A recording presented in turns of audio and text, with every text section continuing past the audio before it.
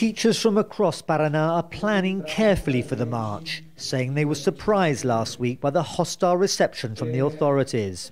The government here in the state of Paraná received us with guns and bombs and all those things that never we expected.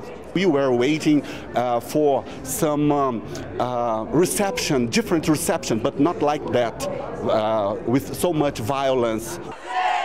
More than 200 people, mostly demonstrators, were injured in scenes that shocked the residents of this normally peaceful city. Those wounds have still not healed. We live in a democracy, but those who govern us behave as though we live in a dictatorship. The state authorities have said with Brazil's economy struggling, they must implement austerity measures. They did not respond to our request for them to explain further. Meanwhile, schools across the state have been closed for 6 weeks. It's the teachers here in Paraná and 4 other states who are protesting, but there's widespread discontent right across Brazil, not just with the government, but with politics and politicians in general. And the divide between those politicians and the people they're supposed to represent is growing ever wider.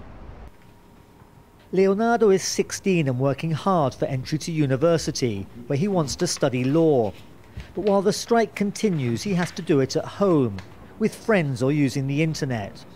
Despite difficulties created by the strike, he fully supports the teachers. We